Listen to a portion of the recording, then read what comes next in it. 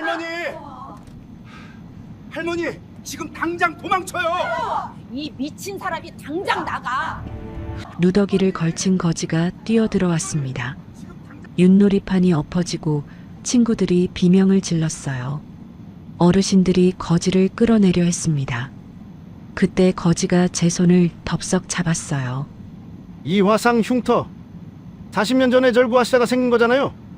저는 그 자리에서 얼어붙었습니다. 40년 전 불붙은 쓰레기 더미에서 끌어낸 12살 소년. 그 아이가 거지가 되어 제 앞에 서 있었어요. 오늘 밤에 며느리하고 사위가 의사 데리고 와서 할머니 정신병원에 쳐넣는데요.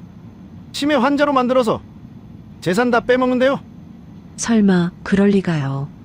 지난주에도 와서 어머니 사랑해요 하던 며느리인데. 그런데 그날 밤 정말로 며느리가 의사를 데리고 우리 집에 들이닥쳤습니다. 어머니, 요즘 너무 이상하셔요. 오늘 노인정에서 거지한테 손잡히고 다니셨다면서요? 동네 사람들 다 봤대요. 창피해서 어떡해요. 제가 반박하려 하자 며느리가 말을 잘랐습니다. 치매 초기 증상이 다 이래요. 이상한 사람한테 끌려다니고 없는 말 지어내고. 어머니 지금 정상 아니세요. 제 눈앞에 놓인 서류에는 정신건강의학과 입원 동의서라고 적혀 있었습니다. 그리고 거지가 들려준 말이 떠올랐어요. 할머니! 그리고요, 며느리가 그러는데 3년 전에 할아버지 돌아가실 때도 자기가 구급차 일부러 늦게 불렀대요.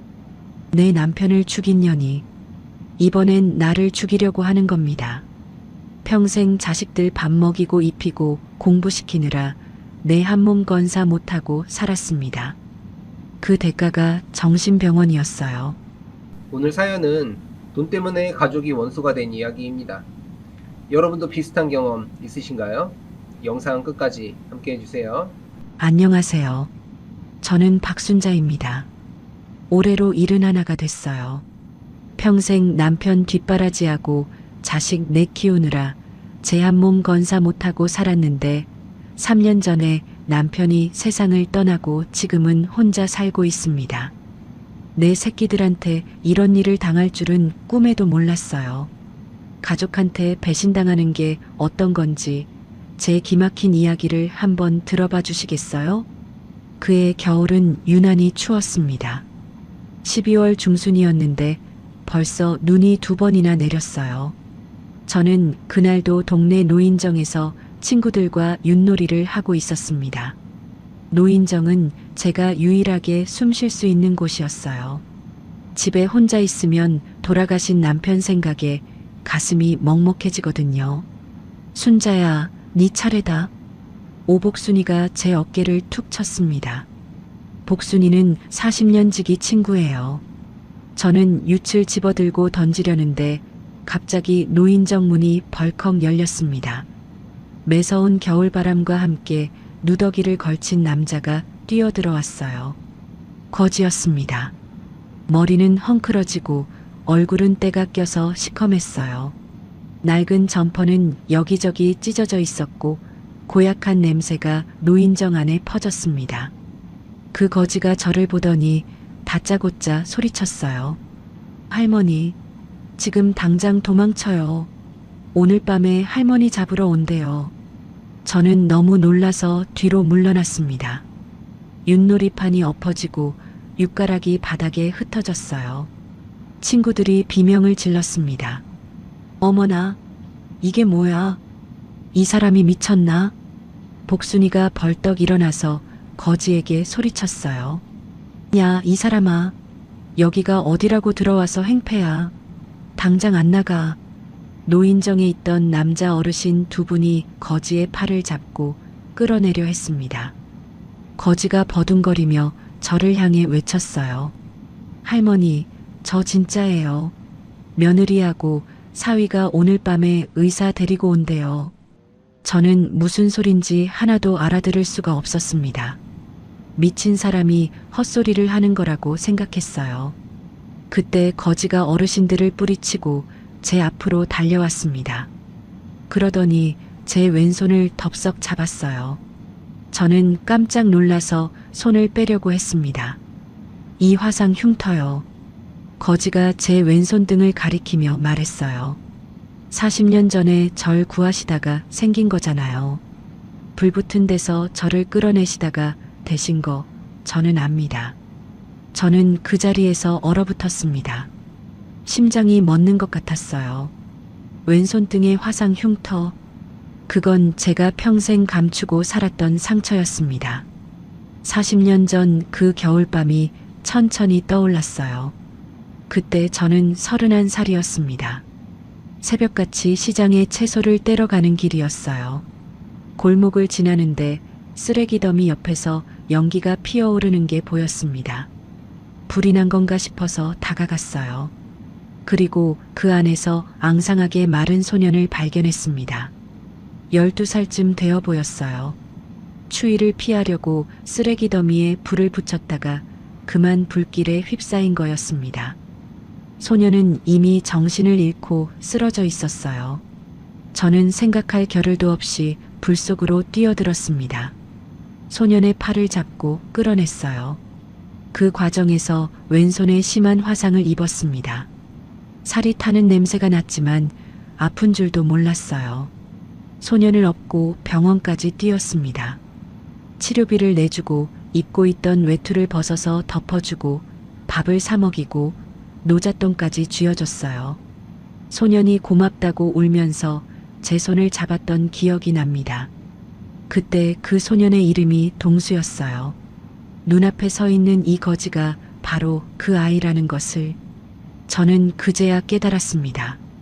동수, 네가 그 동수야? 제 목소리가 떨렸어요. 거지의 눈에 눈물이 고였습니다. 네, 할머니. 저 동수예요. 40년 동안 할머니 찾아다녔어요. 왼손에 화상 흉터 있는 아주머니 못 봤냐고 사람들한테 물어보고 다녔는데 못 찾았어요. 이름도 모르고 얼굴도 가물가물하고 아는 거라고는 그 흉터밖에 없었거든요. 저는 할 말을 잃었습니다. 40년이에요. 40년 동안 이 아이가 저를 찾아다녔다니 가슴이 먹먹해졌어요. 근데 네가 왜 여기 있어? 이 동네에 살아? 제가 물었습니다. 동수가 고개를 끄덕였어요. 저 사업하다가 동업자한테 사기당해서 길에 나앉았어요. 갈 데가 없어서 이 근처 다리 밑에서 자는데 여기가 그때 할머니가 저 구해주신 데 근처거든요. 그래서 떠나지를 못하겠더라고요. 혹시나 할머니를 만날 수 있을까 싶어서요. 저는 그 말에 또 한 번 가슴이 철렁했습니다. 40년 전 제가 이 아이를 구한 곳, 이 아이는 그곳을 떠나지 못하고 평생 저를 기다린 거였어요. 그때 복순이가 제 팔을 잡아당겼습니다. 순자야, 이 사람 아는 사람이야? 무슨 소리를 하는 거야? 저는 복순이를 돌아보며 말했어요. 복순아, 나 잠깐 얘기 좀 하고. 이 사람 옛날에 내가 도와준 적 있어. 복순이는 못마땅한 얼굴이었지만 한 발 물러섰습니다. 저는 동수를 노인정 구석으로 데려갔어요. 동수야, 아까 무슨 소리 한 거야? 며느리하고 사위가 뭘 어쩐다고? 동수의 얼굴이 다급해졌습니다. 할머니, 어젯밤에 다리 밑에서 자고 있었는데요.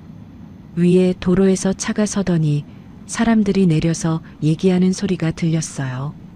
남자 목소리하고 여자 목소리였는데 여자가 남자한테 처형이라고 부르더라고요. 저는 귀를 기울였습니다.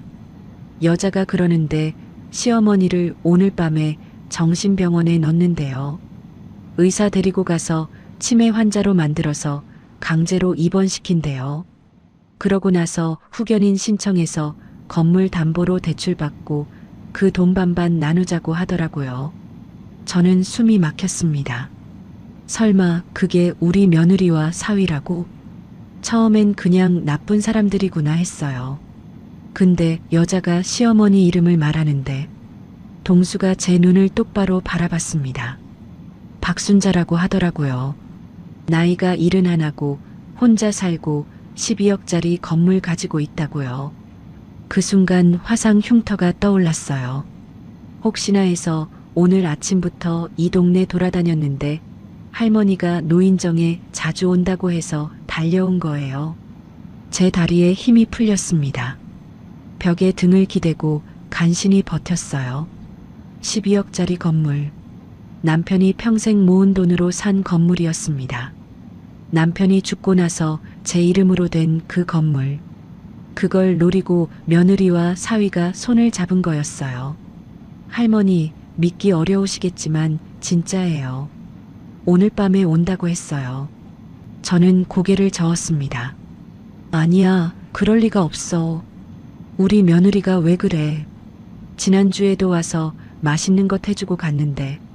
그런데 말을 하면서 이상한 기억들이 떠올랐어요.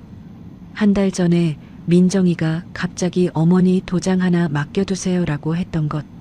지난주에 어머니 요즘 기억력 괜찮으세요?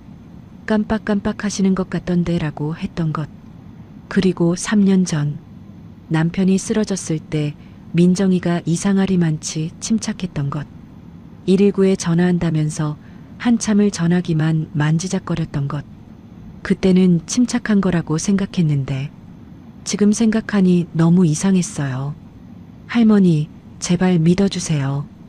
저 40년 동안 할머니 은혜 못 잊고 살았어요. 거짓말할 이유가 없잖아요. 동수의 눈에서 눈물이 흘러내렸습니다. 그 눈빛이 40년 전 제가 살려준 그 소년의 눈빛 그대로였어요. 저는 동수의 손을 잡았습니다. 차갑고 거칠었지만 진심이 느껴졌어요. 알았어, 동수야. 일단 집에 가볼게. 오늘 밤에 정말 누가 오는지 안 오는지. 동수가 제 손을 놓지 않았습니다. 할머니, 저 집 근처에서 기다리고 있을게요. 무슨 일 생기면 창문으로 나오세요. 제가 데리고 도망칠게요. 저는 노인정을 나섰습니다. 하늘에서 눈발이 날리기 시작했어요. 발걸음이 무거웠습니다. 설마 진짜일까? 아무리 그래도 내 자식이고 며느리인데. 그런데 가슴 한구석이 자꾸 불안하게 뛰었습니다. 뭔가 잘못되고 있다는 느낌. 그게 점점 커지고 있었어요. 집에 도착했을 때 해가 지고 있었습니다. 거실에 앉아서 동수의 말을 곱씹었어요. 시계를 보니 저녁 6시였습니다. 오늘 밤이라고 했지. 진짜 올까? 그때 전화벨이 울렸습니다. 발신자를 보니 큰 며느리 민정이었어요. 저는 떨리는 손으로 전화를 받았습니다. 어머니, 저예요. 민정이 목소리가 유난히 다정했습니다. 평소에는 그렇게 안 하는데 오늘 저녁에 맛있는 것 좀 사들고 갈게요. 어머니 좋아하시는 갈비찜이요. 저는 심장이 쿵 내려앉았습니다. 진짜였어. 동수 말이 진짜였어. 아, 그래. 그래라. 전화를 끊고 나서 손이 덜덜 떨렸습니다. 큰아들 정호에게 전화를 걸었어요. 신호가 가는데 받지 않았습니다. 딸 수진에게도 전화했습니다. 수진이는 전화를 받았어요. 엄마, 왜? 수진아, 오늘 저녁에 엄마 좀 보러 올 수 있어? 오늘? 오늘은 좀. 수진이 목소리가 어색했습니다. 엄마, 오늘은 일찍 주무세요. 내일 전화할게. 전화가 끊겼습니다. 저는 멍하니 전화기를 바라봤어요. 다 알고 있는 거야. 큰아들도 딸도 다 알고 있는 거야. 그래서 전화를 안 받고 피하는 거야. 온몸에 힘이 빠졌습니다. 내가 낳고 키운 자식들이, 내가 밥 먹이고 입히고 공부시킨 자식들이 나를 정신병원에 쳐넣으려고 하다니 눈물이 흘러내렸습니다. 40년 동안 이 집안을 위해 살았어요. 시어머니 수발 들고 남편 뒷바라지하고 자식들 키우느라 내 인생은 없었습니다. 남편이 죽고 나서야 좀 쉴 수 있나 했는데 그 대가가 이거야? 정신병원이야? 시계를 보니 밤 9시가 다 되어가고 있었습니다. 그때 초인종이 울렸습니다. 초인종 소리에 심장이 멎는 것 같았습니다. 거실 시계를 보니 밤 9시 10분이었어요. 저는 자리에서 일어나 현관으로 향했습니다. 발걸음이 천근만근이었어요. 현관문 앞에 서서 숨을 골랐습니다. 동수 말이 진짜라면 문 저쪽에 며느리가 있을 거예요. 의사를 데리고 왔을 거예요. 인터폰 화면을 눌렀습니다. 화면에 민정이 얼굴이 보였어요. 그리고 그 옆에 처음 보는 중년 남자가 서 있었습니다. 진짜였어. 동수 말이 진짜였어. 손이 덜덜 떨렸습니다. 문을 열까 말까 망설였어요. 그때 민정이 목소리가 인터폰으로 들려왔습니다. 어머니, 저예요. 문 좀 열어주세요. 갈비찜 사왔어요. 목소리가 너무 다정했어요. 평소에 그렇게 안 하던 사람이.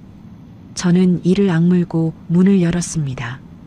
민정이가 환하게 웃으며 들어왔어요. 손에는 정말로 갈비찜이 담긴 봉투가 들려 있었습니다. 어머니, 추우셨죠? 날씨가 너무 춥네요. 민정이 뒤로 중년 남자가 따라 들어왔습니다.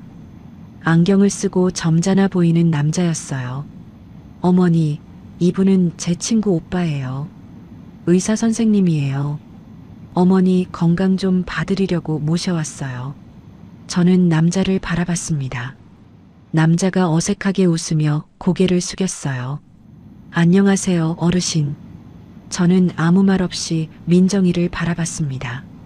민정이는 자연스럽게 거실로 들어가서 갈비찜 봉투를 식탁에 올려놓았어요. 어머니, 거실에 앉으세요. 선생님이 간단하게 건강 체크만 해드릴 거예요. 저는 움직이지 않았습니다. 민정아, 나 아픈 데 없어. 됐어. 민정이가 고개를 갸웃거렸어요. 어머니, 왜 그러세요? 요즘 어르신들 건강 챙기셔야 해요. 간단한 거예요. 저는 단호하게 말했습니다. 됐다니까. 의사 선생님 바쁘실 텐데 그냥 가시라고 해. 민정이 눈빛이 달라졌습니다. 웃고 있던 입꼬리가 살짝 내려갔어요. 어머니, 왜 갑자기 그러세요?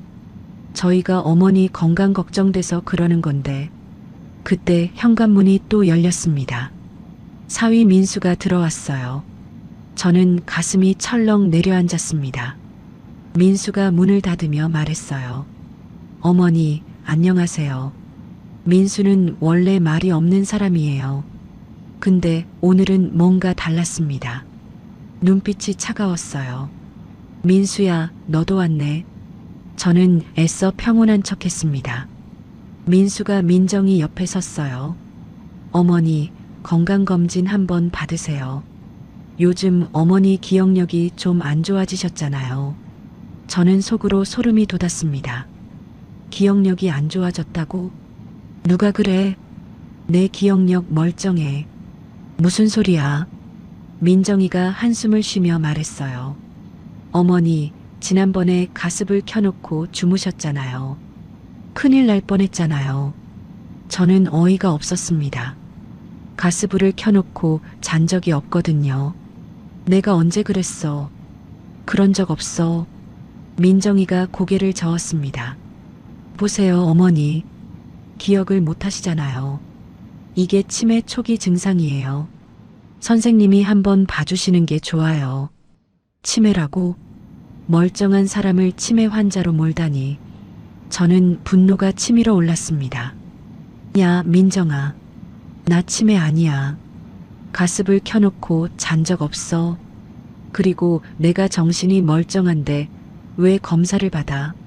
민정이 얼굴이 굳어졌어요. 그러더니 민수와 눈짓을 주고받았습니다. 어머니, 오늘 노인정에서 무슨 일 있으셨죠? 민정이가 물었어요. 저는 심장이 쿵 내려앉았습니다. 거지한테 손잡히고 다니셨다면서요? 동네 사람들이 다 봤대요. 민정이 목소리가 차가워졌습니다. 어머니, 이게 정상이에요? 모르는 거지한테 손잡히고 다니는 게 동네 창피해서 어떡해요. 저는 아무 말도 할 수가 없었습니다. 동수 이야기를 할 수도 없었어요.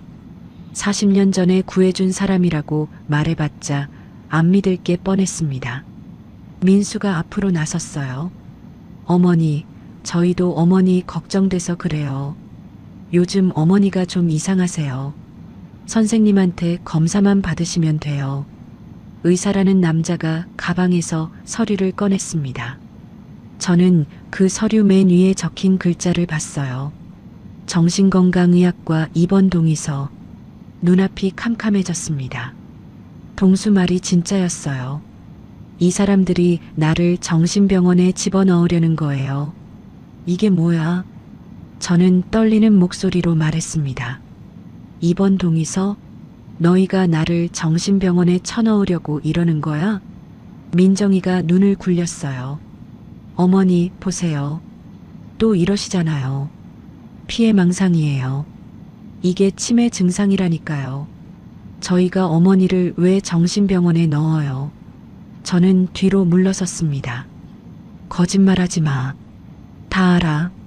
너희가 나를 치매 환자로 만들어서 후견인 신청하고 건물 담보로 대출받아서 돈 빼먹으려는 거잖아. 민정이 얼굴이 순간 굳어졌어요. 하지만 금방 원래대로 돌아왔습니다. 어머니, 무슨 소리세요? 어디서 그런 말 들으셨어요? 민정이가 한 발짝 다가왔어요. 저는 또 한 발짝 뒤로 물러났습니다. 오지 마. 민수가 끼어들었어요. 어머니, 괜히 일 크게 만들지 마세요. 좋게 좋게 하시죠. 좋게 좋게? 웃기는 소리 하고 있네. 내 재산 빼먹으려는 놈들이 좋게 좋게? 저는 방으로 들어가려고 몸을 돌렸습니다. 할머니, 지금 당장 그때 민수가 제 팔을 잡았어요.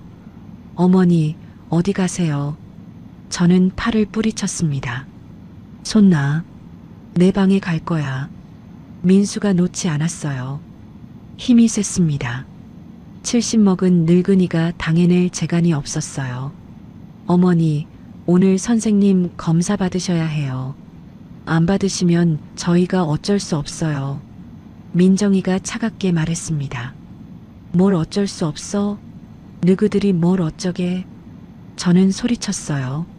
민정이가 한숨을 쉬며 고개를 저었습니다. 어머니, 보세요. 이렇게 갑자기 소리 지르시고 흥분하시고 이게 정상이에요? 치매 환자들이 다 이래요.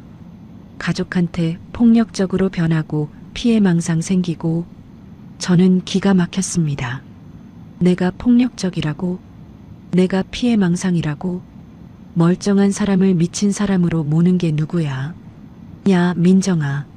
내가 너한테 뭘 잘못했어? 왜 이래? 저는 울음이 터질 것 같았지만 참았습니다.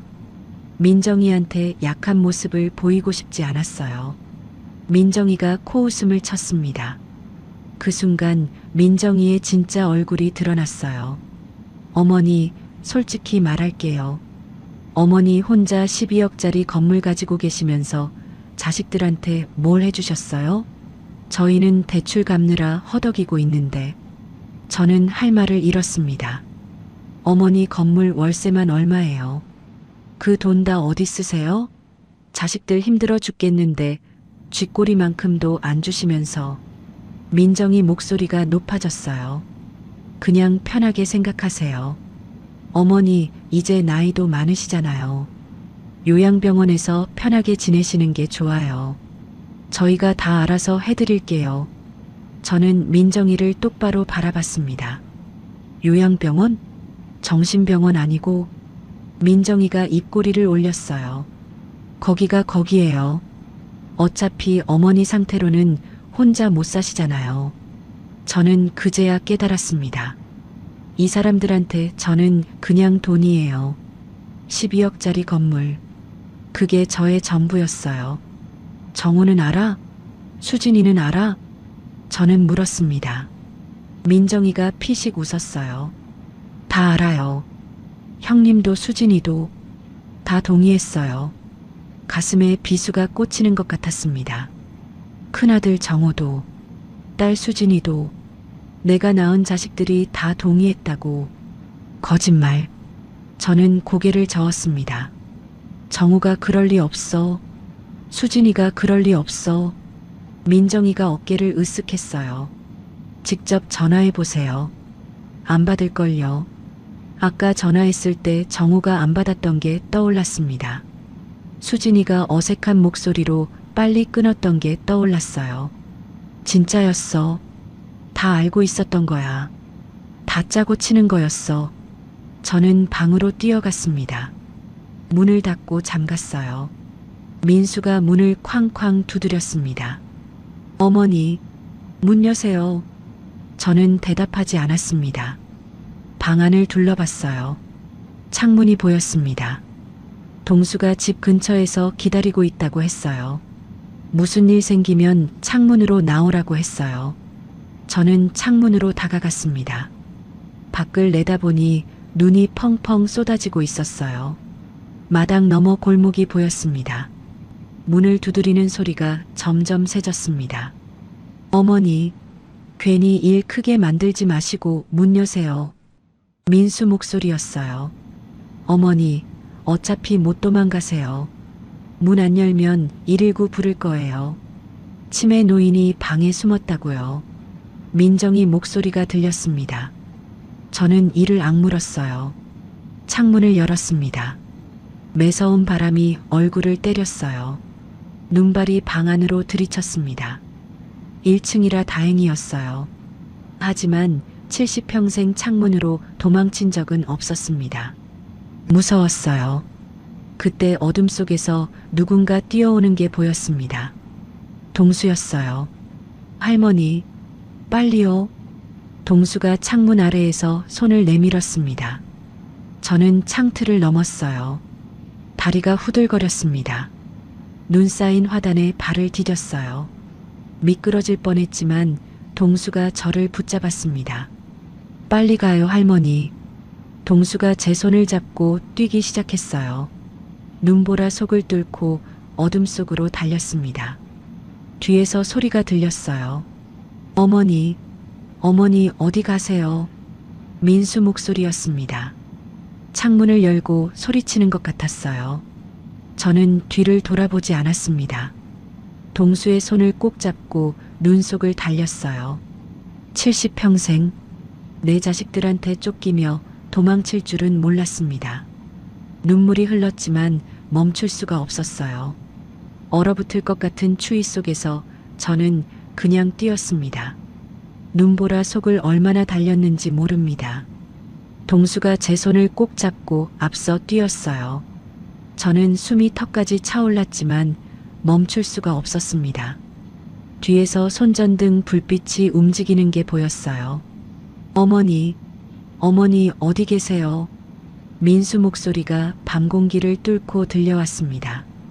저는 더 빨리 뛰었어요. 70평생 이렇게 뛰어본 적이 없었습니다. 동수가 골목 사이로 저를 이끌었어요. 좁은 골목을 지나고 담벼락을 끼고 돌았습니다. 한참을 그렇게 가니까 큰 다리가 나왔어요. 다리 밑으로 내려가는 계단이 있었습니다. 동수가 저를 데리고 계단을 내려갔어요. 다리 밑에는 움막이 하나 있었습니다. 비닐과 골판지로 바람을 막은 작은 공간이었어요. 그게 동수가 지내는 곳이었습니다. 할머니, 여기 들어가세요. 동수가 움막 입구를 열었어요. 저는 몸을 구부리고 안으로 들어갔습니다. 움막 안은 좁았지만 바람은 막아주었어요. 바닥에 헌 이불이 깔려 있었고 구석에 라면 봉지가 쌓여 있었습니다. 퀴퀴한 냄새가 났지만 지금은 그것조차 고마웠어요. 동수가 자신의 담요를 제게 덮어주었습니다. 할머니, 많이 추우시죠? 이거라도 덮으세요. 저는 담요를 끌어당기며 몸을 웅크렸어요. 온몸이 덜덜 떨렸습니다. 추위 때문인지 무서움 때문인지 모르겠었어요. 동수야, 고맙다. 저는 간신히 말했습니다. 동수가 고개를 저었어요. 할머니가 고마워하시면 안 돼요. 제가 40년 전에 받은 은혜를 이제야 갚는 거예요. 저는 동수를 바라봤습니다. 어둠 속에서 동수의 얼굴이 희미하게 보였어요. 40년 전 그 앙상하던 소년이 이제 50이 넘은 중년이 됐습니다. 동수야, 네가 어젯밤에 들었다는 얘기 좀 더 자세히 해줄 수 있어? 저는 물었습니다. 동수가 고개를 끄덕였어요. 어젯밤에 여기서 자고 있었는데요. 밤 11시쯤이었을 거예요. 위에 도로에서 차 서는 소리가 났어요. 동수가 움막 천장을 가리켰습니다. 위를 보니 도로가 바로 위에 있었어요. 차가 서면 소리가 그대로 아래로 내려올 것 같았습니다. 차 문 닫는 소리가 나고 사람들이 얘기하는 소리가 들렸어요. 남자 목소리하고 여자 목소리였어요. 동수가 말을 이었습니다. 여자가 남자한테 여기가 사람이 없어서 좋다고 하더라고요. 남자가 처형, 집 근처에서 얘기하면 안 되죠라고 했어요. 저는 귀를 기울였습니다. 처형이라고 불렀어요? 네. 그래서 신우이하고 시동생 관계인가 보다 했어요. 민정이는 민수한테 처형이에요. 민수는 제 딸 수진이 남편이거든요.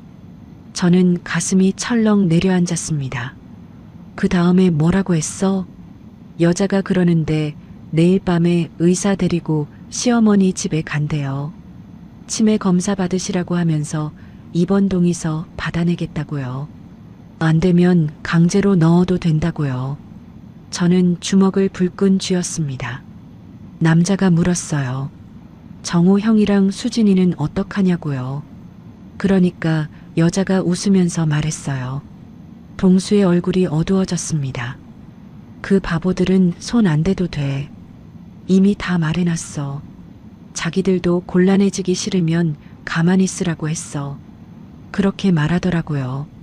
정우와 수진이가 곤란해진다고? 무슨 말이지? 할머니, 그리고요. 동수가 잠시 말을 멈췄습니다. 뭔가 말하기 어려운 것 같았어요. 뭔데? 말해봐. 여자가 그러는데. 동수가 제 눈을 똑바로 바라봤습니다. 3년 전에 할아버지 돌아가실 때요.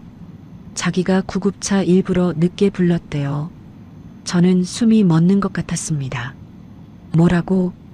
할아버지가 쓰러지셨을 때 정호 씨가 119 부르라고 했는데 일부러 전화 천천히 했대요. 어차피 오래 못 사실 분이니까 빨리 보내야 유산 받는다고요. 눈앞이 캄캄해졌습니다. 3년 전 그날이 떠올랐어요. 남편이 거실에서 갑자기 쓰러졌습니다. 저는 당황해서 어쩔 줄 몰랐어요. 민정이가 어머니 침착하세요. 제가 119 부를게요라고 했습니다. 그런데 민정이가 전화기를 한참 만지작거렸어요. 저는 그때 침착한 거라고 생각했습니다. 당황하지 않고 차분하게 대처하는 거라고요. 근데 그게 아니었어요. 일부러 늦게 부른 거였어요. 내 남편을 죽이려고. 할머니, 괜찮으세요? 동수가 걱정스럽게 물었습니다. 저는 괜찮지 않았어요. 온몸이 부들부들 떨렸습니다. 남자가 뭐라고 했어?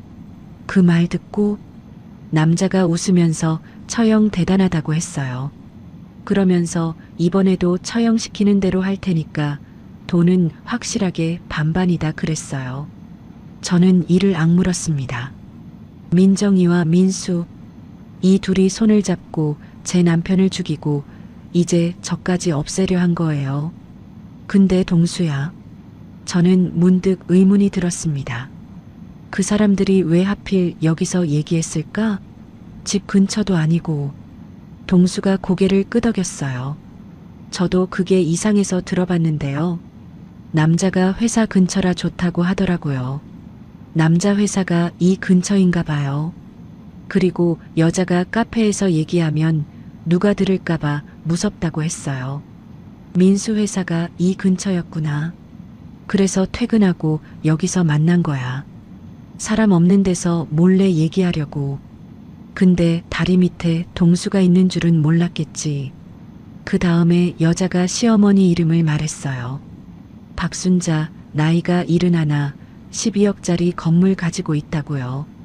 동수가 말을 이었습니다. 그 순간 40년 전 일이 떠올랐어요. 혹시 그 할머니가 저를 구해주신 분이 아닐까 싶었어요. 그래서 오늘 아침부터 이 동네를 돌아다녔어요. 동수의 눈에 눈물이 고였습니다. 주민센터에 가서 박순자 할머니 어디 사시냐고 물어봤는데 안 가르쳐 주더라고요. 그래서 동네 슈퍼에 가서 물어봤어요. 슈퍼 아주머니가 노인정에 자주 오신다고 해서 달려간 거예요. 저는 동수의 손을 잡았습니다. 거칠고 차가운 손이었어요. 하지만 그 손이 제 목숨을 구해준 손이었습니다. 동수야, 고맙다. 정말 고맙다. 저는 눈물이 흘렀습니다. 내 자식들은 나를 버렸는데 40년 전에 한 번 밥 먹인 아이가 나를 구해주다니. 할머니, 울지 마세요. 동수가 제 등을 토닥여 주었습니다. 제가 할머니 지켜드릴게요. 40년 전에 할머니가 저 살려주셨잖아요. 이제 제가 할머니 살려드릴 차례예요. 저는 한참을 울었습니다. 움막 안에서 담요를 뒤집어 쓰고 펑펑 울었어요. 서러웠습니다. 내가 낳은 자식들이 나를 배신하다니. 내 남편을 죽인 년이 이제 나까지 죽이려 하다니. 그런데 문득 이상한 게 있었어요. 동수야, 아까 민정이가 그랬거든. 정우하고 수진이가 곤란해진다고. 그게 무슨 말일까? 동수가 고개를 갸웃거렸습니다. 그건 저도 잘 모르겠어요. 근데 들으면서 느낌이 이상했어요. 뭔가 약점을 잡고 있는 것 같았어요. 약점? 정우하고 수진이한테 무슨 약점이 있는 거지? 설마 그 애들도 뭔가 알고 있는 건가? 할머니, 일단 오늘은 주무세요. 내일 아침에 다른 데로 옮겨야 해요. 여기는 오래 숨어 있기 어려워요. 동수가 말했습니다. 저는 고개를 끄덕였어요. 너무 지쳐서 눈이 감겼습니다. 그날 밤 저는 다리 밑 움막에서 잠이 들었습니다. 평생 푹신한 침대에서만 자다가 딱딱한 바닥에 누웠어요. 춥고 불편했지만 그래도 잠이 왔습니다. 너무 지쳐서 아무 생각도 할 수가 없었어요. 꿈을 꿨습니다. 남편이 나왔어요. 남편이 웃으면서 말했습니다. 여보, 조심해. 그년이 나 죽인 년이야. 저는 벌떡 일어났습니다. 눈을 떠보니 아침이었어요. 움막 틈새로 햇빛이 들어오고 있었습니다. 동수가 밖에서 뭔가를 들고 들어왔어요. 편의점 봉투였습니다. 할머니, 일어나셨어요? 아침 사왔어요. 삼각김밥이랑 우유였어요. 저는 동수가 가져온 걸 받았습니다. 동수야, 이거 내 돈으로 산 거야? 네. 제가 가끔 폐지 주워서 파는데 그 돈으로 샀어요. 가슴이 아팠습니다. 폐지 팔아서 번 돈으로 저한테 밥을 사주다니. 동수야, 내가 다 갚을게. 나중에 꼭 갚을게. 무슨 소리예요? 할머니가 40년 전에 저한테 해주신 거에 비하면 이건 아무것도 아니에요. 저는 삼각김밥을 먹었습니다. 배가 고팠는지 금방 다 먹었어요. 할머니, 이제 어쩔 거예요? 동수가 물었습니다. 저는 생각했어요.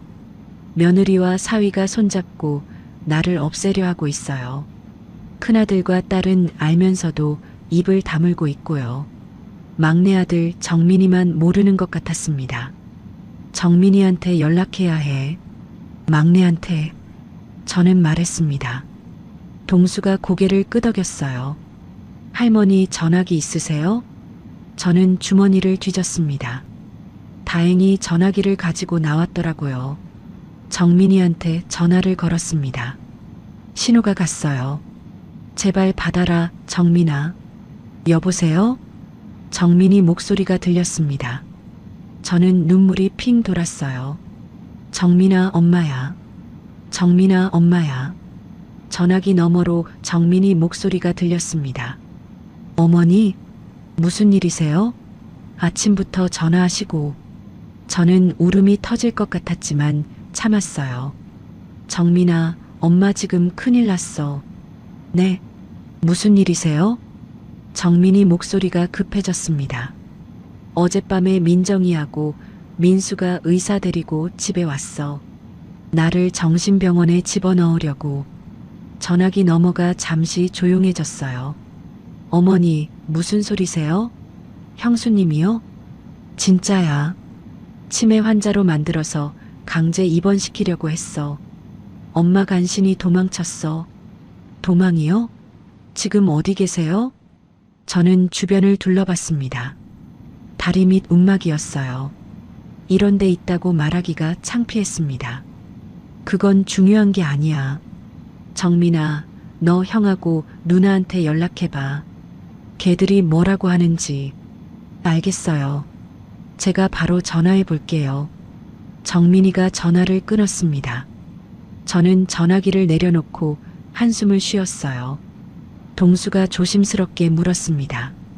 할머니, 막내 아들 분이에요? 응.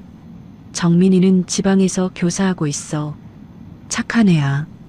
형이랑 누나가 한 일을 알까요? 모를 거야. 정민이는 원래 서울에 잘 안 올라와. 저는 정민이를 생각했습니다. 막내라 맨날 손해만 봤어요.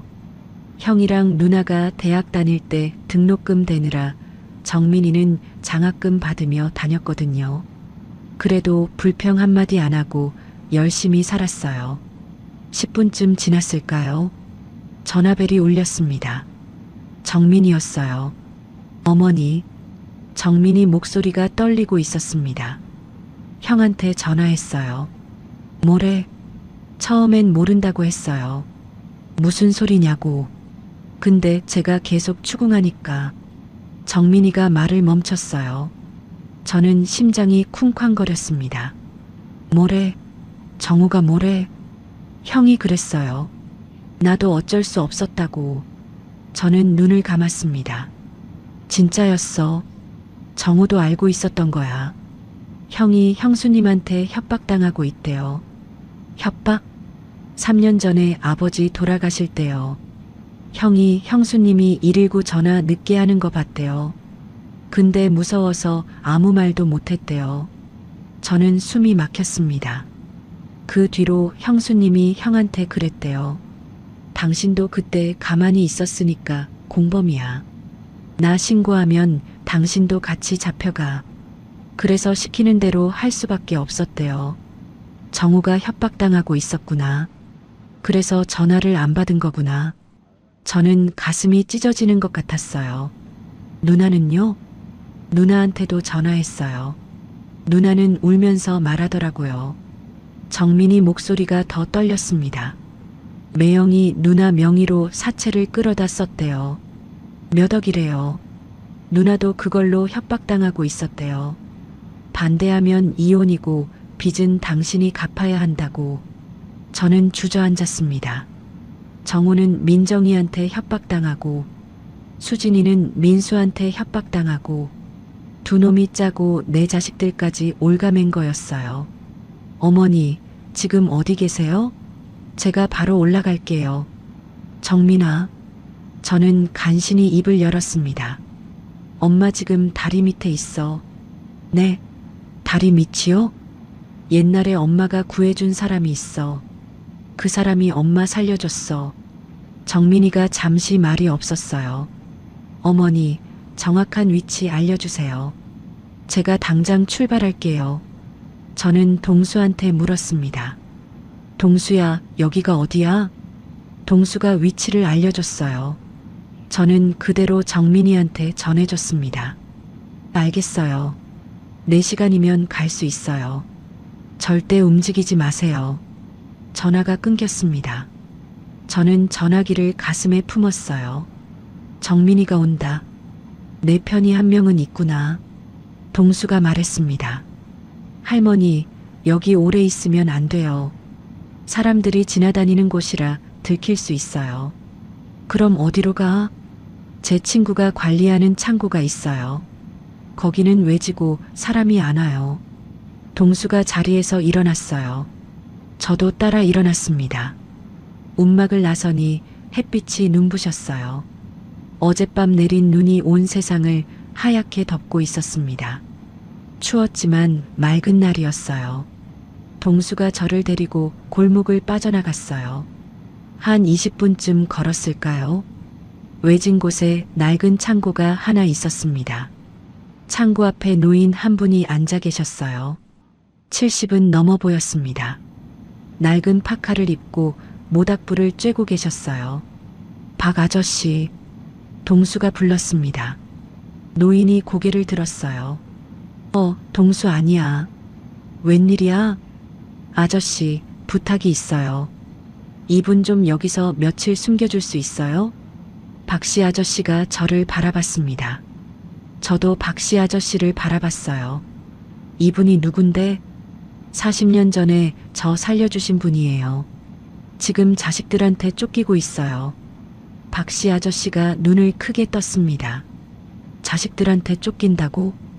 동수가 상황을 설명했어요. 며느리와 사위가 재산 빼먹으려고 정신병원에 넣으려 한다고. 어젯밤에 간신히 도망쳤다고. 박씨 아저씨가 혀를 찼습니다. 세상에 이런 자식들이 다 있나? 쯧쯧쯧. 박씨 아저씨가 자리에서 일어났어요. 들어와요. 안이 따뜻해요. 창고 안으로 들어갔습니다. 낡은 창고였지만 한쪽 구석에 난로가 피워져 있었어요. 훈훈한 온기가 느껴졌습니다. 여기서 며칠 있으면 돼요. 밖에서는 아무도 안 와요. 박씨 아저씨가 말했어요. 저는 고개를 숙였습니다. 감사합니다. 정말 감사합니다. 뭐려? 동수가 은인이라는데 내가 안 도와주면 사람이 아니지. 박씨 아저씨가 난로에 장작을 더 넣었어요. 불꽃이 활활 타올랐습니다. 저는 난로 앞에 앉았어요. 손을 불에 쬐니까 조금씩 감각이 돌아왔습니다. 어젯밤부터 얼어붙어 있었거든요. 동수가 옆에 앉았어요. 할머니, 막내 아들분이 오면 어떡할 거예요? 저는 생각했습니다. 정민이랑 상의해야지. 어떻게 해야 할지. 경찰에 신고하실 거예요? 신고해야지. 근데 증거가 있어야 해. 증거 없이 신고하면 그년들이 발뺌할 거야. 동수가 고개를 끄덕였어요. 맞아요. 증거가 중요해요. 저도 옛날에 사업하다가 사기당했는데 증거 없어서 못 잡았거든요. 저는 동수를 바라봤습니다. 동수야, 네가 들은 거 증거가 될 수 있을까? 저요? 저는 그냥 들은 거라서 증인은 될 수 있을 것 같아요. 저는 고개를 끄덕였어요. 동수 말만으로는 부족해. 민정이가 직접 인정하는 증거가 필요해. 그때 문이 열리더니 정민이가 뛰어들어왔습니다. 땀을 뻘뻘 흘리고 있었어요. 4시간이 채 안 걸렸습니다. 어머니, 정민이가 저한테 달려왔어요. 저는 정민이를 끌어안았습니다. 정민아, 눈물이 쏟아졌어요. 정민이도 울었습니다. 어머니, 얼마나 무서우셨어요. 어머니가 이런 데 계시다니. 정민이가 창고 안을 둘러봤어요. 낡은 창고, 난로 하나, 초라한 풍경이었습니다. 엄마 괜찮아. 이분들이 도와주셔서 여기까지 왔어. 저는 동수와 박씨 아저씨를 가리켰어요. 정민이가 두 분께 고개를 숙였습니다. 감사합니다. 정말 감사합니다. 제가 나중에 꼭 은혜 갚겠습니다. 동수가 손을 저었어요. 아니에요. 저야말로 40년 전 은혜를 갚는 거예요. 정민이가 의아한 얼굴로 저를 바라봤어요. 어머니, 이분이요? 이분이 동수야. 40년 전에 엄마가 살려준 아이야. 저는 40년 전 일을 정민이한테 들려줬습니다. 불붙은 쓰레기 더미에서 소년을 구한 일, 손에 화상을 입은 일, 그 아이가 40년 만에 나를 구하러 온 일. 정민이가 눈물을 훔쳤어요. 어머니가 그런 일을 하셨구나. 저는 몰랐어요. 말 안 했으니까. 대단한 일도 아니고. 정민이가 제 손을 잡았습니다. 대단한 일이에요. 그래서 40년 뒤에 이렇게 돌아온 거잖아요. 정민이가 동수를 바라봤어요. 동수 씨, 정말 감사합니다. 동수 씨가 아니었으면 어머니가 어떻게 됐을지. 동수가 고개를 저었습니다. 저야말로 할머니한테 목숨을 빚진 거예요. 이건 당연한 거예요. 저는 정민이를 바라봤어요. 정민아, 이제 어떡하면 좋겠니? 정민이가 잠시 생각하더니 말했습니다. 형한테 다시 전화해 볼게요. 형이 협박당하고 있다면 형도 피해자예요. 형을 우리 편으로 만들어야 해요. 정민이가 전화기를 꺼냈어요. 형 정우한테 전화를 걸었습니다. 형, 나야. 전화기 너머로 정우 목소리가 새어나왔어요. 정민아, 아까 왜 그런 전화를 한 거야? 형수가 엄청 화났어. 형, 솔직하게 말해. 형수님이 3년 전에 아버지 돌아가실 때 뭘 했어? 전화기 너머가 조용해졌습니다. 형, 나 알아. 형이 아까 말했잖아. 어쩔 수 없었다고. 형도 피해자잖아. 형, 어머니 지금 창고에 숨어 계셔. 거지한테 구해져서 창고에. 평생 우리 키우신 어머니가. 형, 이러면 안 되잖아. 정우의 울음소리가 들렸어요. 정민아, 나도 알아. 근데 무서워. 형수가 무서워. 그년이 아버지한테 한 짓 알면서 아무 말도 못했어. 그게 평생 발목을 잡았어. 저는 가슴이 아팠습니다. 정우도 고통받고 있었구나. 내 새끼도 무서웠던 거구나. 형, 우리가 같이 하면 돼. 형이 협박당한 거 녹음해. 형수가 뭐라고 협박하는지 녹음하면 그게 증거야. 녹음? 응. 형수가 형한테 협박하는 거 녹음해서 보내줘. 그러면 형수 잡을 수 있어. 정우가 한참 말이 없었어요. 그러더니 작은 목소리로 말했습니다. 알았어. 해볼게. 전화가 끊겼습니다. 정민이가 저를 바라봤어요. 어머니, 형이 녹음해주기로 했어요. 형수님이 협박하는 거 녹음하면 증거가 돼요. 저는 고개를 끄덕였습니다. 희망이 보였어요. 아주 작은 빛이지만 희망이었습니다. 그때 동수가 기침을 했어요. 콜록콜록 심하게 기침을 했습니다. 동수 씨 괜찮아요? 정민이가 물었어요. 동수가 손을 저었습니다. 괜찮아요. 감기예요. 요즘 추워서. 저는 동수를 바라봤어요. 얼굴이 많이 헬쑥해 보였습니다. 밖에서 자면서 고생을 많이 한 게 보였어요. 동수야, 너 밥은 먹고 다니니? 네. 먹어요. 제대로 먹어? 동수가 대답하지 않았어요. 대신 웃기만 했습니다. 저는 마음이 아팠어요. 40년 전에 구해준 아이가 이렇게 고생하고 있다니. 이 일이 끝나면 동수를 꼭 도와줘야겠다고 생각했습니다. 창고 밖으로 눈이 또 내리기 시작했어요. 올겨울은 유난히 눈이 많았습니다. 저는 난로 앞에 앉아 불꽃을 바라봤어요. 정민이가 있어서 든든했습니다. 정우도 우리 편이 될 것 같았어요. 증거만 모으면 민정이를 잡을 수 있어요. 그런데 마음 한구석이 무거웠습니다.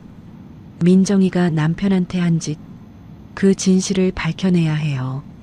남편을 위해서라도. 정민아, 저는 정민이를 불렀어요. 엄마, 한 가지만 약속해줘. 뭐요, 어머니? 그년이 내 아버지한테 한 짓 꼭 밝혀내자. 내 아버지 원통하게 돌아가셨어. 정민이가 제 손을 꼭 잡았습니다. 약속할게요. 꼭 밝혀낼게요. 저는 눈을 감았어요. 남편 얼굴이 떠올랐습니다. 여보, 조금만 기다려. 내가 그년 꼭 잡을게. 며칠이 지났습니다. 창고 생활이 익숙해질 무렵이었어요. 정민이가 매일 와서 밥도 가져다 주고 상황도 알려줬습니다. 그날도 정민이가 창고 문을 열고 들어왔어요. 손에 휴대폰을 들고 있었습니다. 표정이 밝았어요. 어머니, 형이 녹음 보내왔어요. 저는 벌떡 일어났습니다. 진짜? 정우가? 네. 어젯밤에 형수님이랑 싸웠대요. 그때 녹음했대요. 정민이가 휴대폰을 켰어요. 녹음 파일을 틀었습니다. 민정이 목소리가 흘러나왔어요. 당신이 그때 가만히 있었잖아. 아버지 쓰러졌을 때 내가 전화 천천히 하는 거 보고도 입 다물고 있었잖아. 그것도 공범이야. 정우 목소리가 들렸습니다.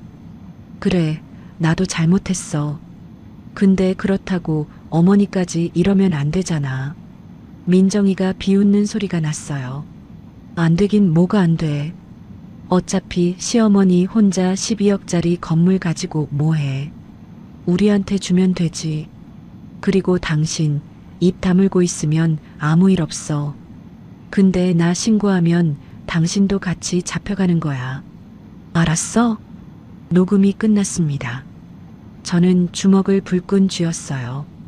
전현이 내 남편을 죽이고도 저렇게 당당해. 어머니, 이거면 증거가 돼요. 형수님이 직접 인정한 거잖아요. 정민이가 말했습니다. 저는 고개를 끄덕였어요. 근데 이것만으로는 부족할 수도 있어. 동수가 끼어들었어요. 며칠 사이에 동수도 이 일에 적극적으로 참여하고 있었습니다. 왜요? 이 녹음이 불법 녹음이라고 할 수도 있어요. 상대방 동의 없이 녹음한 거니까. 정민이 얼굴이 어두워졌어요. 그럼 어떡해요? 다른 증거가 더 필요해요. 객관적인 증거요. 저는 생각했습니다. 객관적인 증거. 뭐가 있을까? 동수야, 네가 민정이하고 민수 대화 들은 곳 있잖아. 그 다리 위. 네.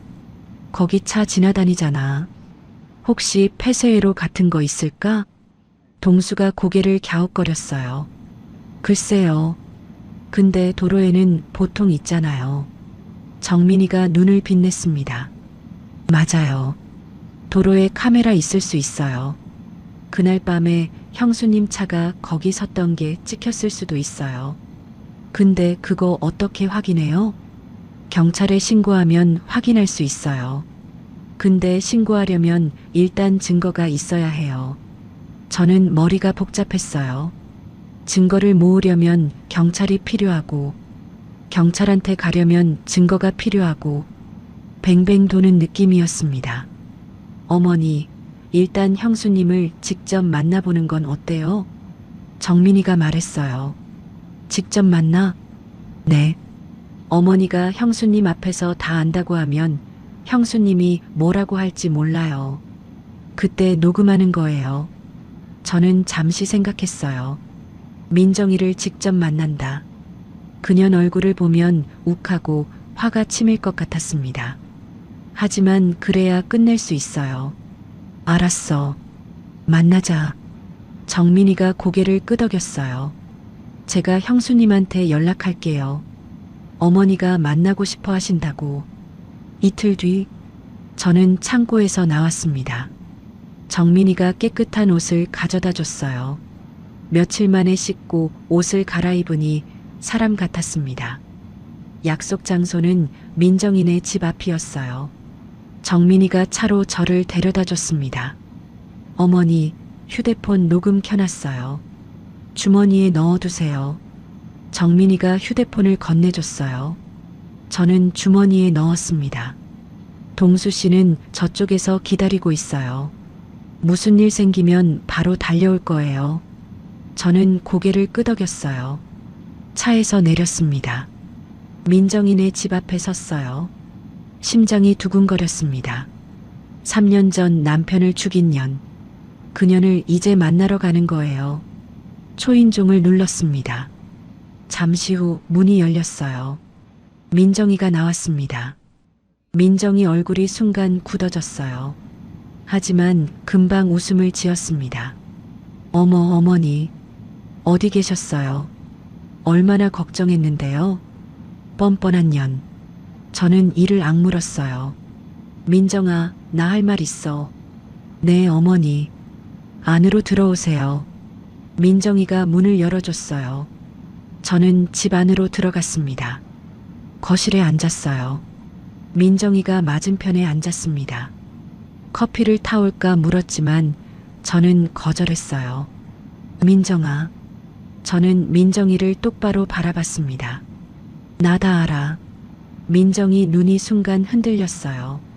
하지만 금방 원래대로 돌아왔습니다. 네. 뭘 아세요? 3년 전에 네가 뭘 했는지 알아. 민정이 얼굴이 굳어졌어요. 어머니, 무슨 소리세요? 영감이 쓰러졌을 때 네가 119 전화 늦게 한 거 다 알아. 민정이가 입술을 깨물었어요. 눈동자가 흔들리고 있었습니다. 누가 그런 말도 안 되는 소리를. 정우가 봤어. 네가 전화기 들고 한참 만지작거리는 거.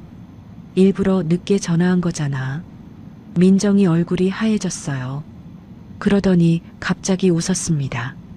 그래요. 맞아요. 저는 심장이 쿵 내려앉았습니다.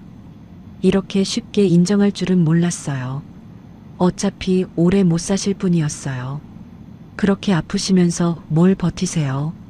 빨리 보내드리는 게 효도지. 민정이가 비웃으며 말했어요.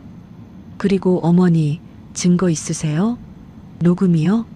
녹음한다고 소용없어요. 저 변호사 있거든요.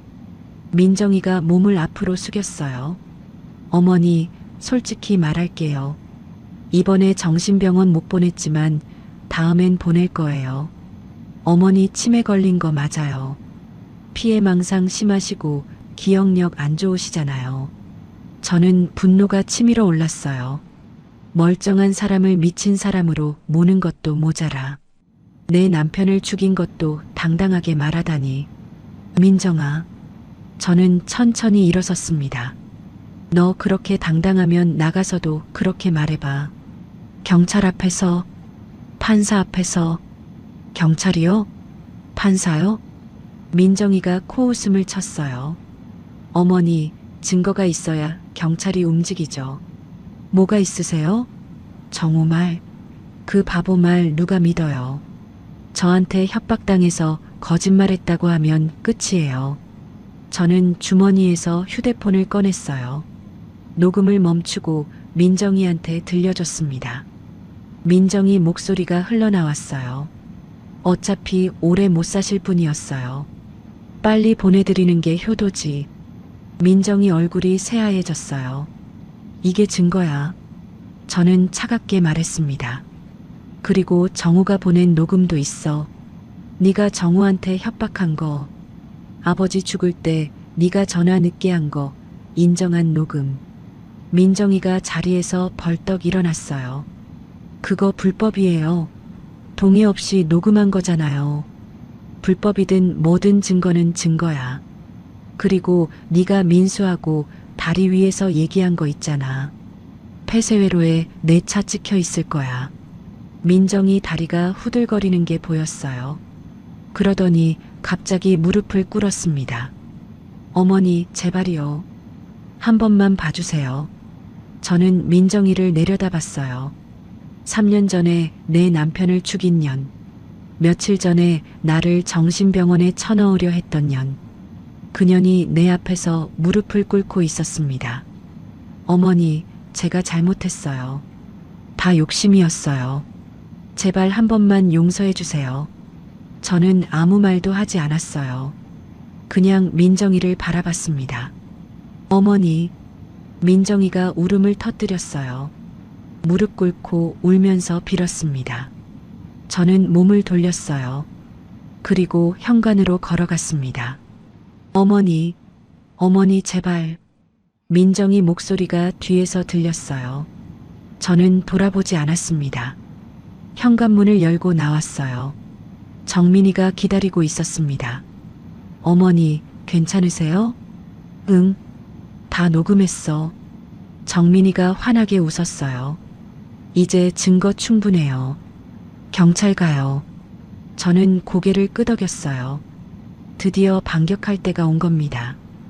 경찰서에 도착했어요. 고소장을 제출했습니다. 민정이와 민수를 사기, 강요, 살인방조 혐의로 고소했어요. 경찰이 녹음 파일을 듣더니 눈이 커졌습니다.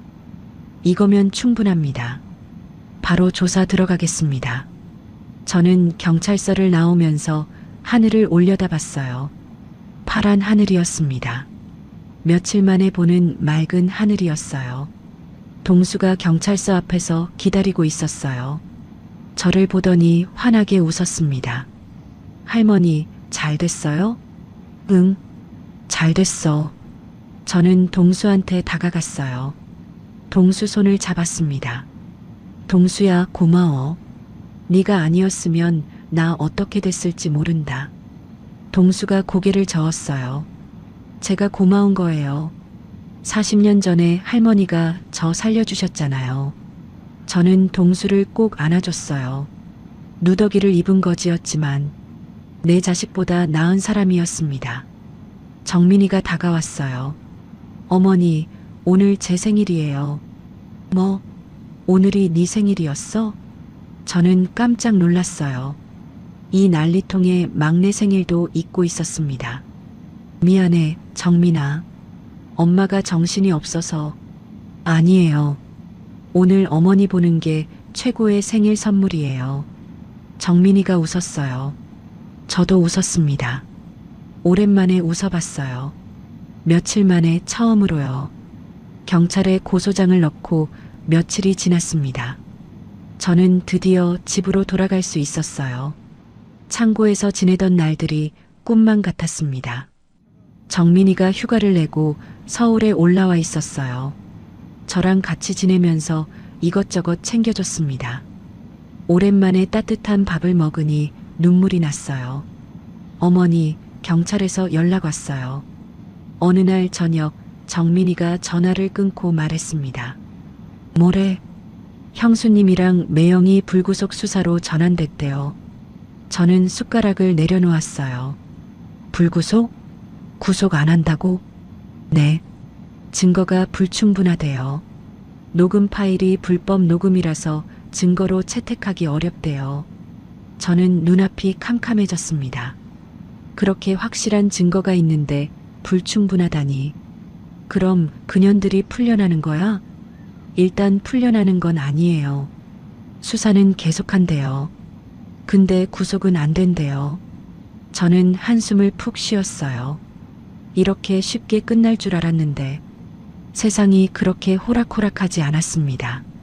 며칠 뒤 더 나쁜 소식이 왔어요. 민정이가 저를 역고소한 거였습니다. 어머니, 형수님이 어머니를 무고죄로 고소했어요. 정민이가 어두운 얼굴로 말했어요. 무고죄? 내가 뭘 무고했어? 치매 걸린 시어머니가 거짓말로 효부를 범죄자로 몰았다고요. 명예훼손이랑 무고죄래요. 저는 기가 막혔습니다. 내 남편을 죽인 년이 나를 역고소하다니. 세상이 이렇게 불공평할 수가 있나요? 그리고요, 어머니. 정민이가 말을 이었어요. 인터넷에 글이 퍼지고 있어요. 무슨 글? 정민이가 휴대폰을 보여줬어요. 인터넷 카페에 올라온 글이었습니다.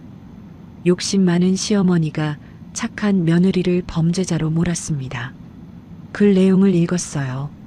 시어머니가 치매 걸려서 가출했다가 거지한테 꼬드김을 받아서 며느리를 고소했다는 내용이었습니다. 댓글이 수백 개 달려 있었어요. 저런 시어머니 때문에 며느리들이 고생하죠. 치매 걸린 사람 말을 어떻게 믿어요? 불쌍한 며느리. 저는 휴대폰을 내려놓았어요. 손이 부들부들 떨렸습니다. 평생 손가락질 받을 일 한 번 안 하고 살았어요. 남욕할 짓 안 하고 살았어요. 근데 이제 와서 욕심 많은 시어머니라니. 치매 걸린 노인네라니. 어머니, 너무 신경 쓰지 마세요. 다 거짓말이에요. 정민이가 제 손을 잡았어요. 저는 고개를 끄덕였지만 마음이 무거웠습니다. 설상가상으로 건물 문제까지 생겼어요. 세입자 중 하나가 갑자기 월세를 안 내겠다고 버텼습니다. 계약서에 하자가 있다고요. 월세 깎아주든가 안 내겠대요. 정민이가 세입자한테 전화를 받고 한숨을 쉬었어요. 그 사람 민정이랑 아는 사이야? 모르겠어요. 근데 갑자기 이러는 거 보니까 뭔가 있는 것 같아요. 저는 직감적으로 알았어요. 민정이 측에서 손을 쓴 거라는 걸. 나를 더 힘들게 하려고. 월세가 안 들어오니 건물 관리비도 내기 어려워졌어요. 정민이가 교사 월급에서 보태줬지만 한계가 있었습니다. 어머니, 변호사 비용도 있고 생활비도 있고 힘들어요. 정민이가 솔직하게 말했어요. 저는 가슴이 아팠습니다. 막내한테 이런 짐을 지우다니. 그때 동수가 창고에서 찾아왔어요. 며칠 만에 보는 동수는 더 야윈 것 같았습니다. 할머니, 제가 도울 일 없어요? 동수가 물었어요. 저는 고개를 저었습니다. 동수야, 넌 이미 충분히 도와줬어. 이제 내 걱정해. 저는 괜찮아요. 할머니 일이 더 중요해요. 동수가 자리에 앉았어요. 정민이가 상황을 설명해 줬습니다. 녹음이 증거로 안 되는 것, 역고소당한 것, 인터넷에 악성 글이 퍼지는 것. 동수가 한참 생각하더니 말했어요. 제가 옛날에 사업할 때 법적 분쟁을 많이 겪었어요. 불법 녹음이라도 다른 증거랑 같이 내면 참고 자료로 쓸 수 있어요. 다른 증거요? 네. 형수님이 시아버지 돌아가신 직후에 뭘 했는지 확인해 보세요. 보험금 같은 거요. 저는 눈이 번쩍 떠졌어요. 보험금. 남편이 죽고 나서 보험금이 나왔어요.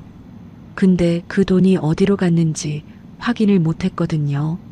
정민아, 내 아버지 보험금 어디로 갔는지 알아? 아버지 보험금이요? 저는 몰라요. 형이 알 거예요. 정민이가 바로 정우한테 전화했어요. 형, 아버지 돌아가셨을 때 보험금 나왔잖아. 그거 어디로 갔어? 전화기 너머로 정우 목소리가 들렸어요. 그거 형수가 다 처리했어. 장례비로 쓴다고 했는데. 얼마였어? 5천만 원. 정민이가 눈을 크게 떴어요. 5천만 원이요? 장례비가 그렇게 많이 들었어요? 아니, 장례비는 한 1,000만 원 정도 들었을 거야. 나머지는 형수가 보관한다고 했어. 정민이가 저를 바라봤어요. 저도 정민이를 바라봤습니다. 4천만 원.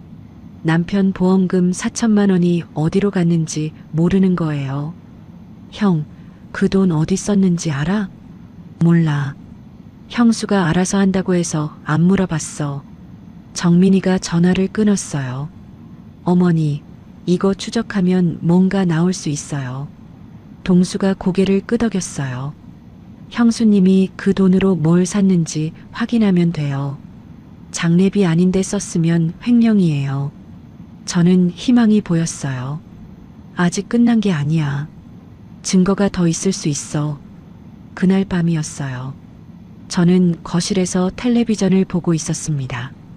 정민이는 방에서 컴퓨터로 자료를 찾고 있었어요. 동수는 소파에 앉아 서류를 뒤지고 있었습니다. 갑자기 동수가 기침을 하기 시작했어요. 콜록콜록. 기침이 점점 심해졌습니다. 동수야, 괜찮아? 저는 동수한테 다가갔어요. 동수가 손으로 입을 막고 기침을 계속했습니다. 그때 동수 손에서 뭔가 빨간 게 보였어요. 피었습니다. 동수야. 저는 소리쳤어요. 정민이가 방에서 뛰어나왔습니다. 동수가 갑자기 옆으로 쓰러졌어요. 바닥에 피가 튀었습니다. 동수씨, 동수씨. 정민이가 동수를 흔들었어요. 동수는 눈을 감고 있었습니다. 의식이 없었어요. 119 불러. 빨리. 저는 소리쳤습니다. 정민이가 전화기를 집어들었어요. 저는 동수 옆에 무릎을 꿇었어요. 동수 손을 잡았습니다. 차가웠어요. 동수야, 정신 차려. 동수야. 눈물이 쏟아졌습니다. 40년 전에 내가 이 아이를 살렸는데 이제 와서 이 아이가 죽으면 안 돼요. 구급차가 왔어요. 동수를 들것에 실었습니다. 저도 같이 탔어요. 병원으로 가는 동안 저는 동수 손을 놓지 않았어요. 제발, 제발 살아줘. 동수야, 죽으면 안 돼. 병원 응급실에 도착했어요. 동수가 수술실로 들어갔습니다. 저는 복도에 주저앉았어요. 얼마나 기다렸을까요? 의사가 나왔어요. 보호자분이세요? 네. 제가 보호자예요. 저는 벌떡 일어났습니다. 환자분, 위암 말기입니다. 저는 귀를 의심했어요. 뭐라고요? 위암 말기예요. 암이 많이 퍼졌어요. 빨리 발견했으면 치료할 수 있었는데 너무 늦었습니다. 저는 다리에 힘이 풀렸어요. 정민이가 저를 붙잡았습니다. 얼마나 남았어요? 길어야 몇 달입니다. 죄송합니다. 의사가 고개를 숙이고 돌아갔어요. 저는 그 자리에 주저앉았습니다. 동수가 죽는다고, 나를 살려준 아이가 죽는다고, 암에 걸린 줄도 모르고 나를 도우느라 뛰어다녔던 거야. 눈물이 멈추지 않았어요. 복도에 앉아서 펑펑 울었습니다. 왜 이렇게 되는 거야? 왜 하늘은 이렇게 불공평한 거야? 민정이는 잘만 살고 있는데 착한 동수는 왜 죽어야 해? 정민이가 제 옆에 앉았어요. 아무 말 없이 제 등을 토닥여줬습니다. 병원 창밖으로 눈이 내리고 있었어요. 올겨울은 유난히 눈이 많았습니다. 하얀 눈이 세상을 덮고 있었어요. 저는 눈을 감았습니다. 남편 얼굴이 떠올랐어요. 동수 얼굴이 떠올랐어요. 하늘아, 제발. 동수만은 살려줘. 동수의 병실 옆에서 밤을 새웠습니다. 의자에 앉아 동수 손을 잡고 있었어요. 40년 전 내가 이 아이 손을 잡고 병원으로 뛰었던 그날이 떠올랐습니다. 새벽녘에 동수가 눈을 떴어요. 할머니. 동수 목소리가 약했습니다. 동수야, 정신 들어? 저는 동수 손을 꼭 잡았어요. 동수가 희미하게 웃었습니다. 제가 많이 아프죠? 아니야. 괜찮아. 다 나을 거야. 저는 거짓말을 했어요. 동수가 고개를 저었습니다. 할머니, 저 다 알아요. 의사 선생님한테 들었어요. 저는 눈물이 왈칵 쏟아졌어요. 동수가 제 손을 쓰다듬었습니다. 울지 마세요. 저 괜찮아요. 괜찮긴 뭐가 괜찮아. 네가 왜 이렇게 돼야 해? 동수가 천장을 바라봤어요. 할머니, 저 아프다는 거 알고 있었어요. 몇 달 전부터 속이 안 좋았거든요. 근데 병원 갈 돈이 없었어요. 저는 가슴이 찢어지는 것 같았어요. 돈이 없어서 병원을 못 갔다니. 그러면서 나를 도우느라 뛰어다녔다니. 바보야, 왜 말을 안 했어? 말해서 뭐해요? 할머니 일이 더 급했어요. 동수가 몸을 일으키려고 했어요. 저는 부축해줬습니다. 할머니, 제가 죽기 전에 할머니 일 끝내야 해요. 무슨 소리야? 넌 쉬어야 해. 아니에요. 제가 도울 수 있을 때 도와야 해요. 동수가 눈을 빛냈어요. 형수님, 보험금 추적하셨어요? 저는 고개를 끄덕였어요. 정민이가 며칠 동안 조사한 결과가 있었습니다. 정민이가 알아봤어. 민정이가 보험금 받고 나서 한 달 안에 명품 가방 3개 샀대. 그거 영수증 있어요? 응. 신용카드 내역에 다 찍혀 있대. 동수가 고개를 끄덕였어요. 그거면 돼요. 시아버지 장례비로 쓴다고 해놓고 명품 사는데 썼으면 횡령이에요. 도의적으로도 문제가 크고요. 저는 동수를 바라봤어요. 아픈 몸으로도 이렇게 머리를 쓰다니. 그때 정민이가 병실로 들어왔어요. 손에 서류 뭉치를 들고 있었습니다. 얼굴이 상기돼 있었어요. 어머니, 동수 씨 찾았어요. 뭘 찾았어? 정민이가 서류를 펼쳤어요. 형이 보내준 거예요. 형수님이 형한테 보낸 문자 메시지요. 저는 서류를 받아들었어요. 문자 내용이 적혀 있었습니다. 아버지 구급차 천천히 불러. 어차피 오래 못 사실 뿐이야. 빨리 보내야 유산 받지. 손이 부들부들 떨렸어요. 문자로 이렇게 적어놨다니. 이건 확실한 증거였어요. 형이 지우지 않고 보관하고 있었대요. 무서워서 못 지웠대요. 정민이가 말했어요. 저는 문자를 다시 읽었습니다. 빨리 보내야 유산 받지.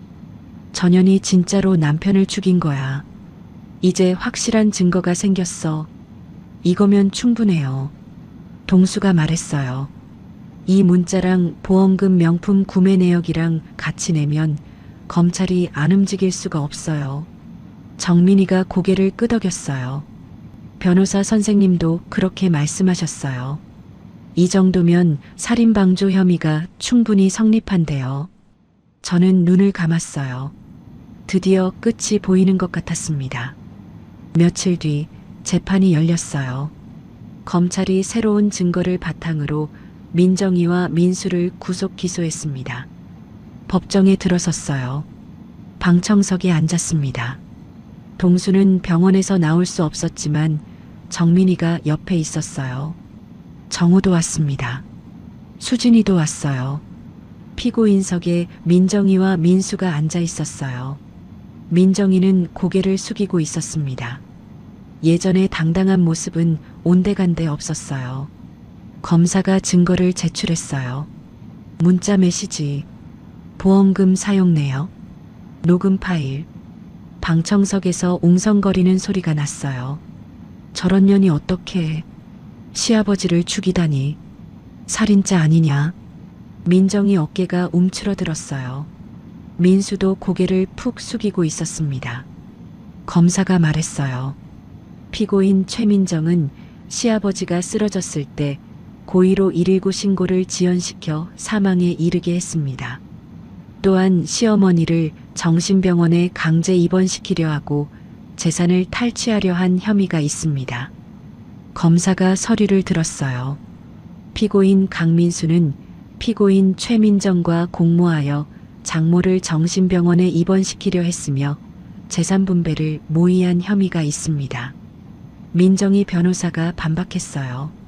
피고인은 시아버지의 빠른 임종을 바랐을 뿐 살해 의도는 없었습니다. 방청석에서 야유가 터져 나왔어요. 뭐라고? 빠른 임종이 살인이지 뭐야. 판사가 조용히 하라고 했어요. 재판이 계속됐습니다. 증인석에 정우가 섰어요. 정우가 그날 본 것을 증언했습니다. 아버지가 쓰러지셨을 때 형수가 119에 전화한다고 했습니다. 근데 전화기를 한참 만지작거리기만 하고 통화를 안 했습니다. 저는 무서워서 아무 말도 못했습니다. 정우 목소리가 떨렸어요. 그 뒤로 형수가 저를 협박했습니다. 그때 가만히 있었으니까 당신도 공범이라고요. 방청석이 술렁거렸어요. 민정이가 고개를 더 숙였습니다. 재판이 끝났어요. 판사가 판결을 내렸습니다. 피고인 최민정에게 징역 7년을 선고합니다. 저는 숨을 멈췄어요. 피고인 강민수에게 징역 5년을 선고합니다. 방청석에서 박수 소리가 터져 나왔어요. 저는 눈물이 흘렀습니다. 민정이가 끌려나가면서 저를 봤어요. 눈이 마주쳤습니다. 어머니, 저 원망하지 마세요. 민정이가 외쳤어요. 저는 아무 말도 하지 않았습니다. 그냥 민정이를 바라보기만 했어요. 원망? 원망은 네가 할 말이 아니야. 내 남편을 죽인 년이. 법정을 나왔어요. 정민이가 제 손을 잡았습니다.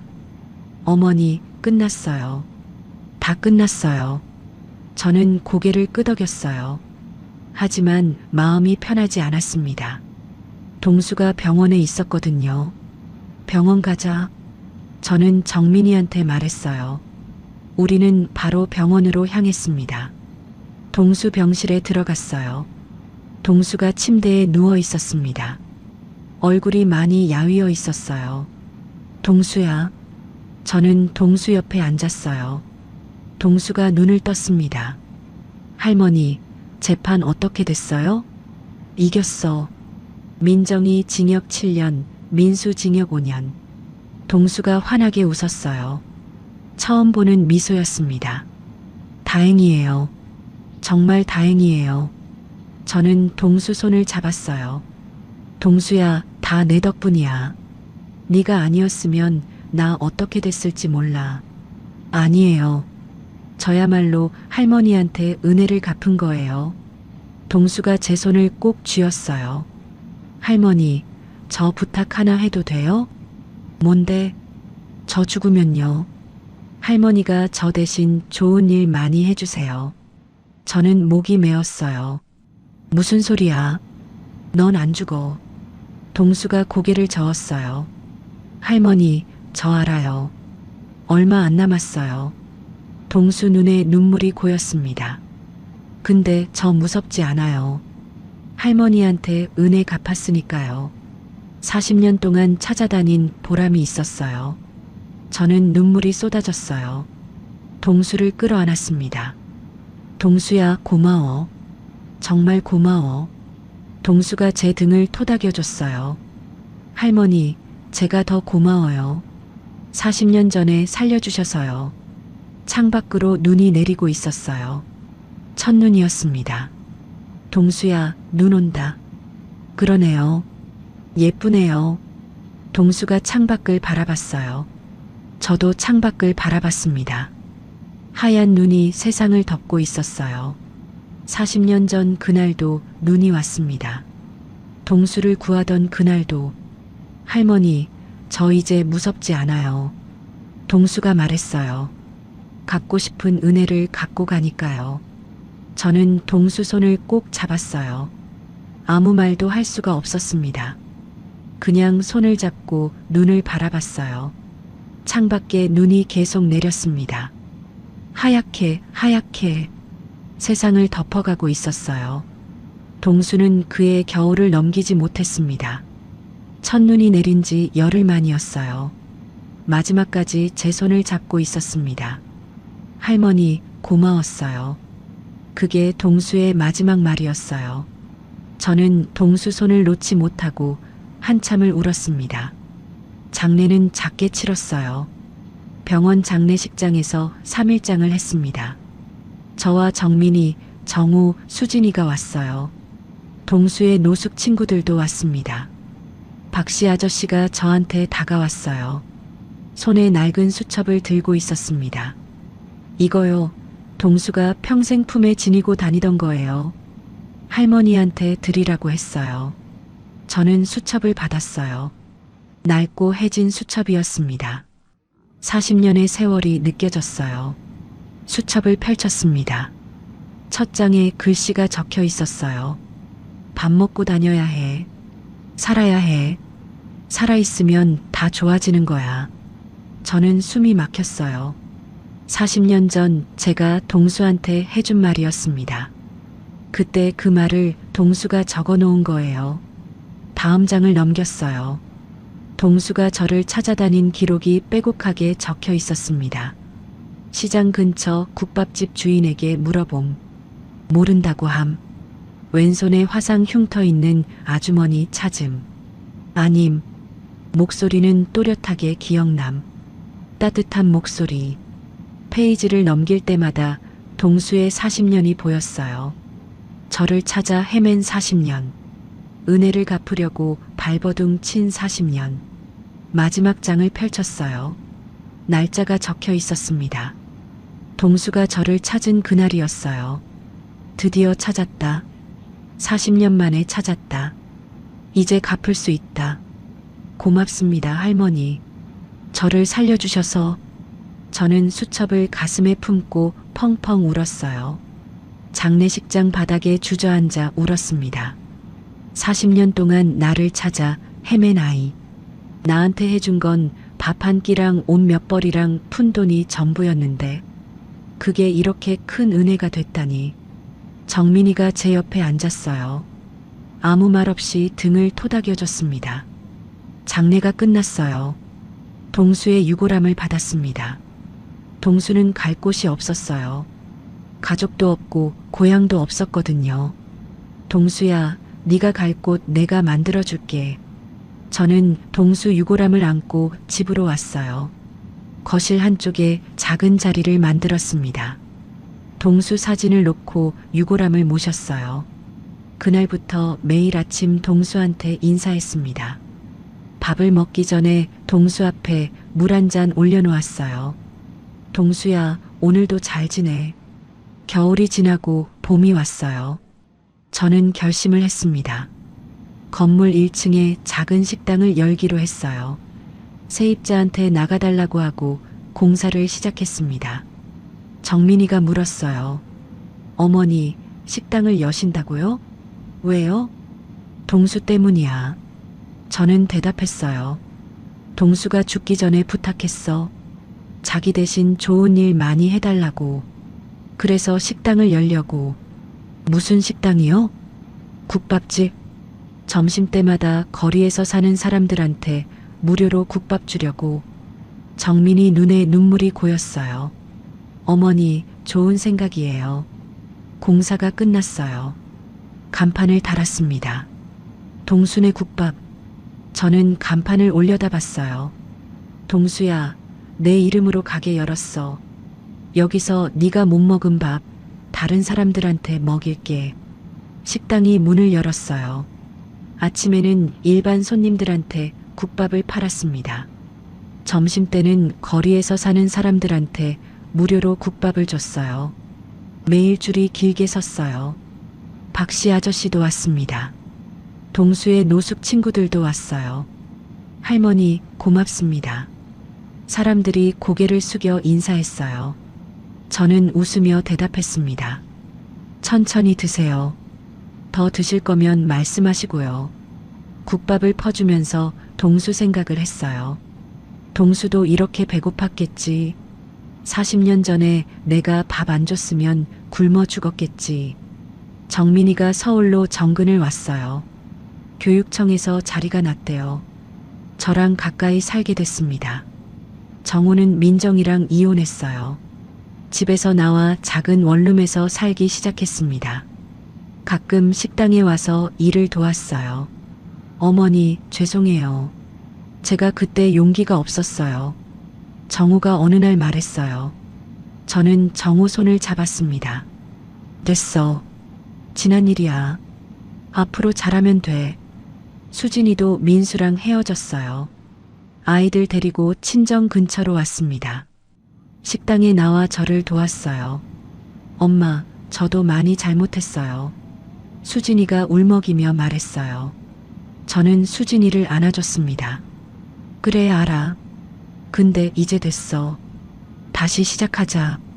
가족이 다시 모였어요. 예전 같지는 않았지만 그래도 가족이었습니다. 어느 겨울날이었어요.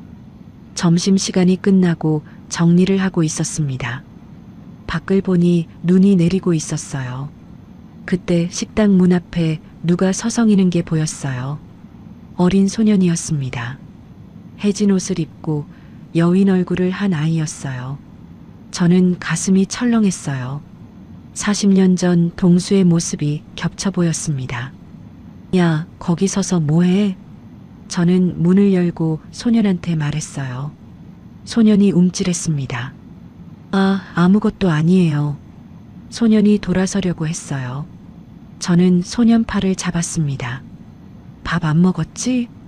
소년이 대답하지 않았어요.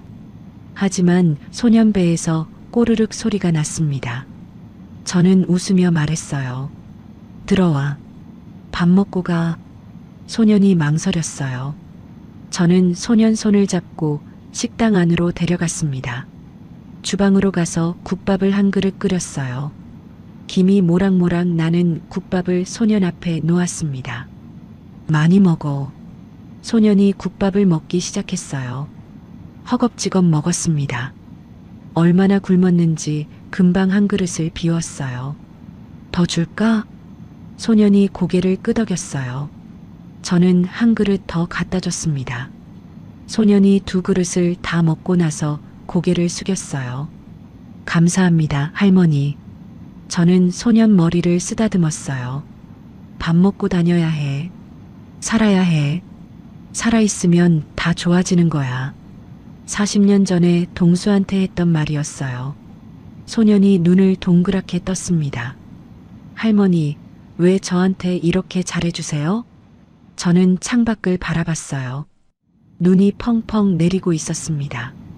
40년 전 그날처럼 옛날에 할머니도 너 같은 아이를 도와준 적이 있어.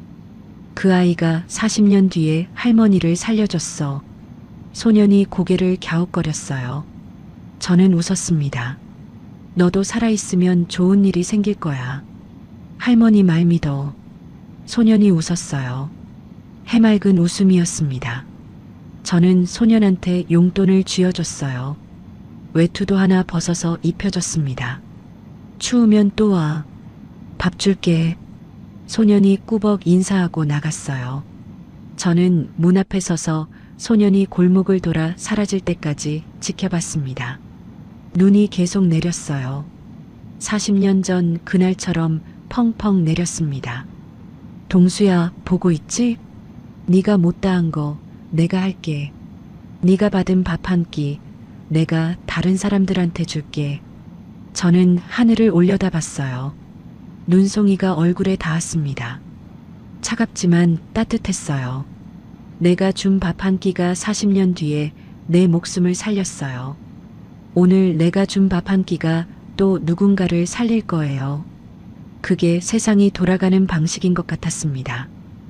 오늘의 이야기, 돈 앞에서 변하는 사람 모습에 씁쓸하셨죠? 피는 물보다 진하다는 말, 돈 앞에서는 무색해지는 것 같습니다. 시작하기 전에 미리 말씀드려야 할 게 있었는데요. 가족이 돈 때문에 저렇게까지 해? 너무 wak장 아니야? 라고 생각하실 수도 있겠지만 실제로 상속이나 재산 문제로 법정까지 가는 가족들이 해마다 늘고 있습니다. 남의 일이 아니에요. 다만 오늘 사연은 실제 경험담을 바탕으로 각색한 것이라는 점 양해 부탁드려요. 전달 과정에서 일부 과장이나 극적 요소가 더해졌을 수 있습니다. 오늘 이야기를 보면서 많은 생각이 들었어요.